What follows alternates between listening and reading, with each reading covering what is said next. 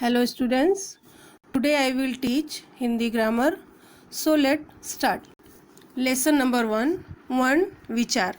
अभी हम वर्ण विचार में देखते हैं कि हमें क्या पढ़ना है। ठीक है, अभी वर्ण विचार में हम क्या देखेंगे, क्या दिया है इसमें। प्रत्येक भाषा ध्वनियों पर आधारित होती है। किस पे आधारित होती है? ध्वनियों पे आधारित होती है, और यही ध्वनियाँ वर्ण अथवा अक्षर कहलाती है। यही ध्वनियाँ वर्ण अथवा अक्षर कहलाती है, और इन ध्वनियों को लिखने के लिए विभिन्न चिन्हों को काम में लाया जाता है।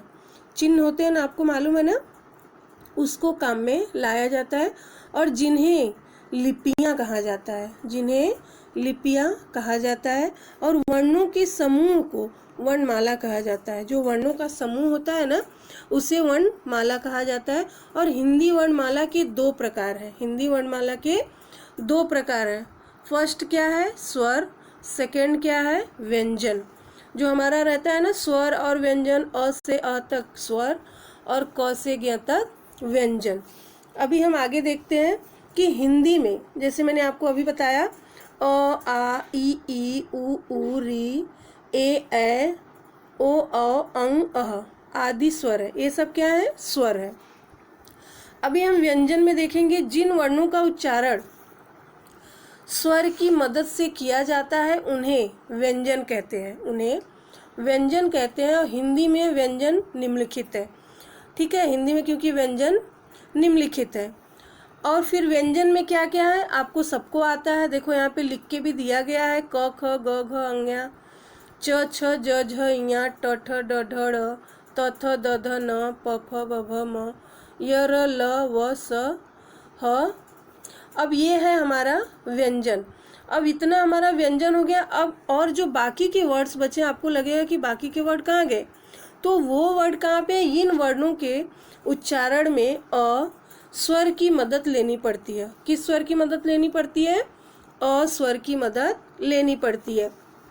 इनके अलावा छ, त्र, ज्ञ, स्र आदि वर्ड जो है वो वर्ड संयुक्त वर्ड है। ठीक है, और वो व्यंजन कहे जाते हैं। वो भी व्यंजन में ही आते हैं। जैसे, क्योंकि ये अ स्वर की मदद लेनी पड़ती है इसमें, तो अभी छ है, छतरी वाला छ।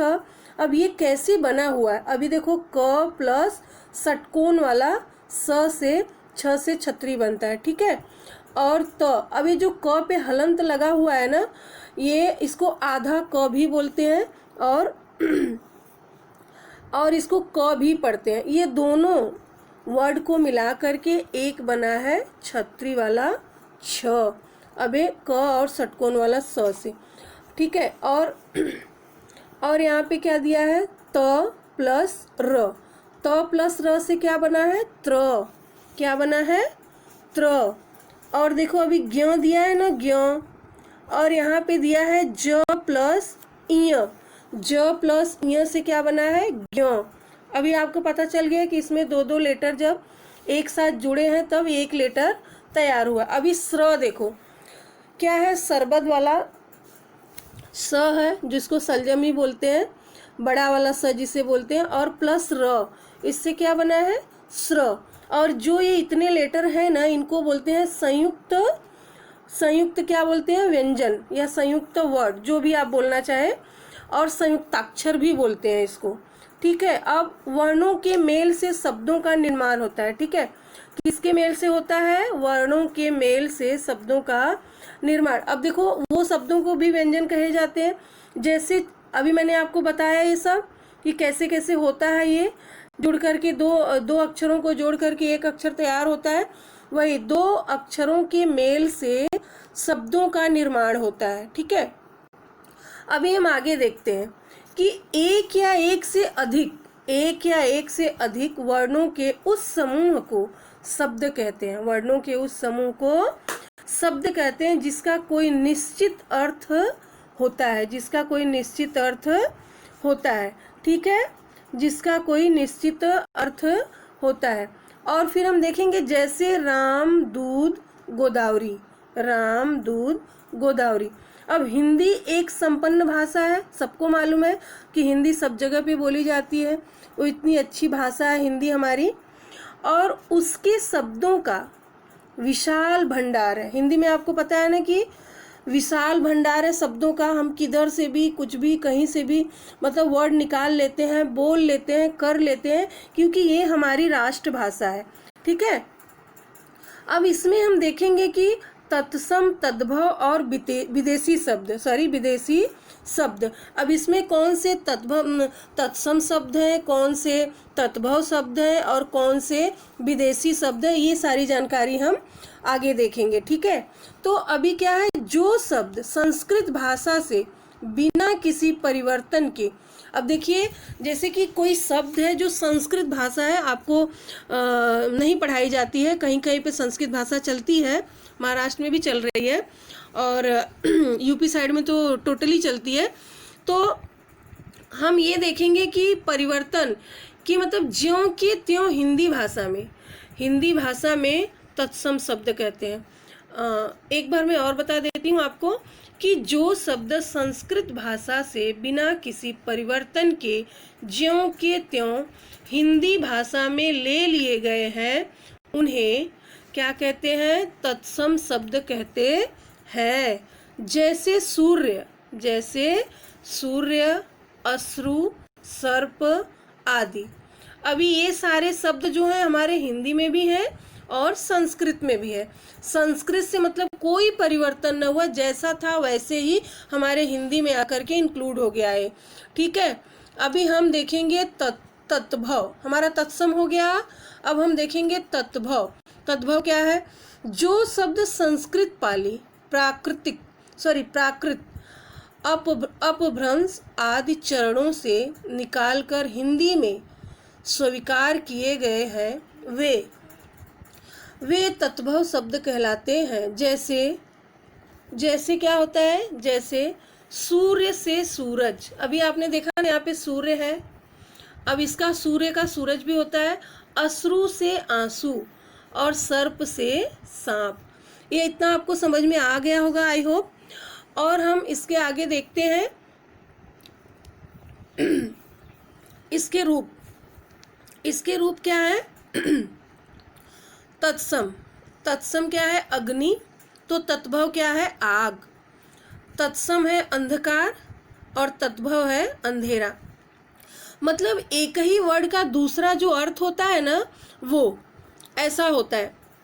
अब यही सारी चीजें आप ना उसमें समानार्थी में भी देखेंगे कि अग्नि का आग होता है। ठीक है, तो हम तत्सम का क्या है, अभी कर्म का काम है, गौ का गाय है, दीपक का दिया है। तो ये सारी चीजें इसमें दी गई है। ठीक है, और अच्छे से अगर आप लोग रीड करेंगे तो आपको समझ आ जाएगा, और वीडियो को ध्यान से सुनेंगे तो आपको आएगा। ठीक है, अभी यहाँ पे भी देखिए तत्सम का क्या दिया, आश्चर्य। तद्भव है अचरज। दोनों का मतलब एक ही है, उज्जवल, उजला, कोकिल, कोयल, चंद्र, चांद, दुर्बल, दुबला। ये है हमारा तत्सम और तत्भव। अब हम नेक्स्ट देखते हैं नेक्स्ट क्या है वो देखते हैं हम। अभी दिया हुआ है, देखो नैन भी वही है। अब ये है नैन, पूर्व पूरब, भिक्षा भीख, मृत्यु मौत, रात्रि रात, सत्य सच, सूर्य सूरज। अब इधर क्या दिया हुआ है, दूसरे कॉलम में, दूसरे बॉक्स में दिया है निद्रा नींद, भाग्य भाग, मयूर मोर, मुख मुंह, और क्या है वानर बंदर, सर्प सांप, स्वर्ण सोना। हमारा इतना कंसेप्ट तो क्लियर हो गया होगा तत्सम और तद्भव का। अब हम देखेंगे विदेशी। अब ये विदेशी शब्द क्या है वो हम देखेंगे। ठीक है, आप विदेश तो कभी गए नहीं होंगे कि विदेशी शब्द से अवगत होंगे, लेकिन आज हम अपने ग्रामर में विदेशी शब्दों से अवगत आपको कराएंगे कि विदेशी शब्द होते क्या हैं। ठीक है, अब ये विदेशी शब्द क्या है, अंग्रेजी, अरबी, फारसी, चीनी, पुर्तगाली और फ्रांसीसी। और क्या है, फ्रांसीसी भाषा के ऐसे शब्द जो हिंदी में प्रचलित हो गए हैं। अभी जो सारे दिए हैं ना, अंग्रेजी, अरबी, फारसी, चीनी, पुर्तगाली, फ्रांसीसी भाषा के जो शब्द है ना, वो हमारे हिंदी में प्रचलित हो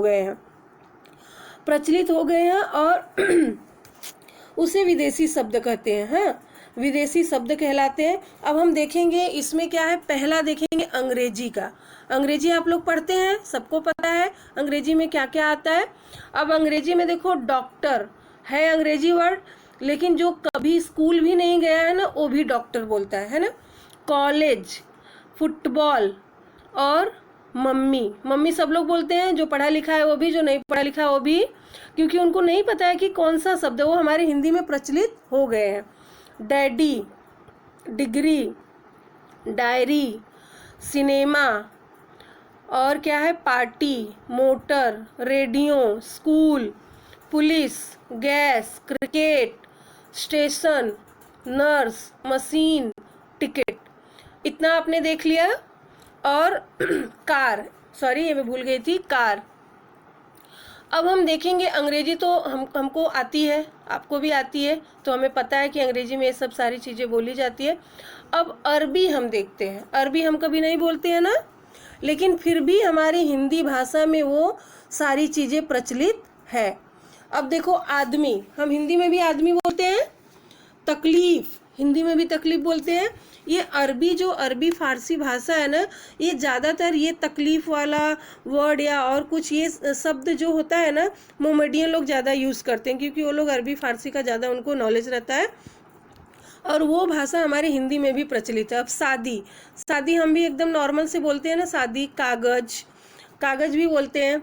और देखिए, कानून, कैदी, खत, खराब और खून, गरीब, जमीन, जहाज और क्या है, धोखा, जिला, जागीर, बाजार, अखबार, आज़ाद, इंसाफ और इस्तीफ़ा। ये सारी चीज़ें हैं ना फारसी में, अरबी फारसी में।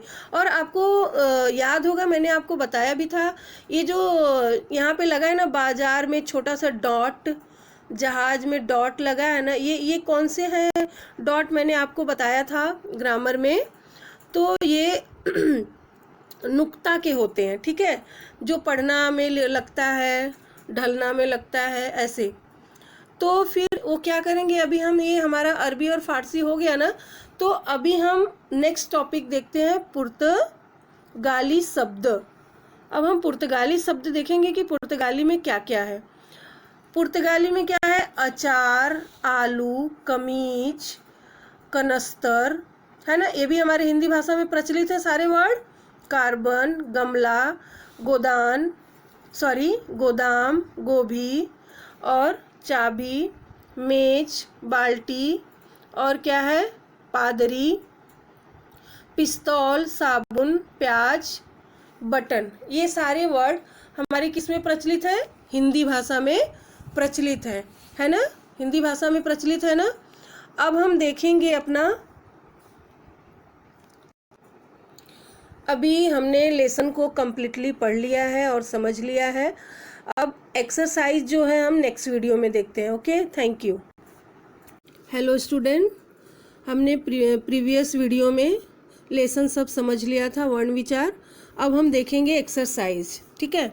अब एक्सरसाइज कैसे करना है वो मैं आपको बताऊंगी, ठीक है। अभी कैसे करना है, अब इसमें देखो दिया है ना, कृति स्वाध्याय वर्ण विचार।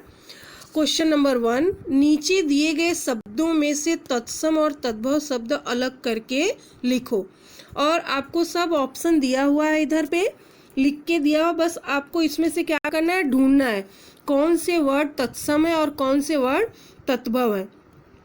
तो मैंने आपको 2 लिख के बताया है यहाँ पे।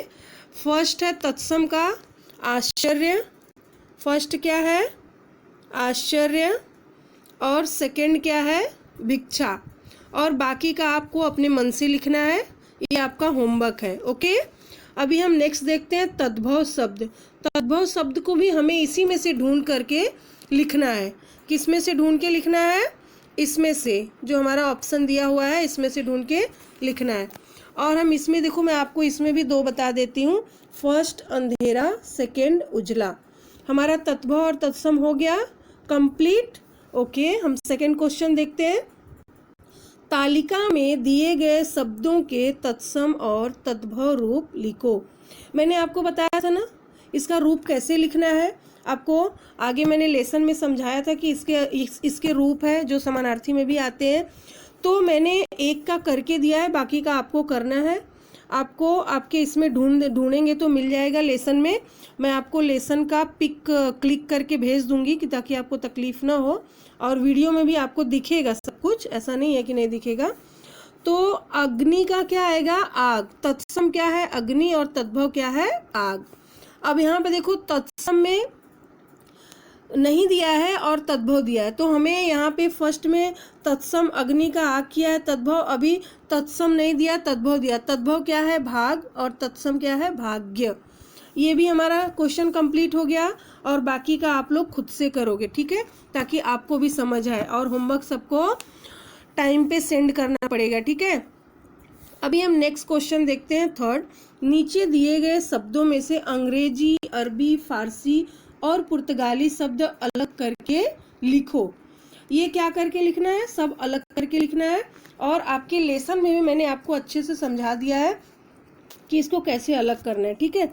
मैं आपको एक एक दो दो बताऊंगी और बाकी आपको खुद करना है, ठीक है।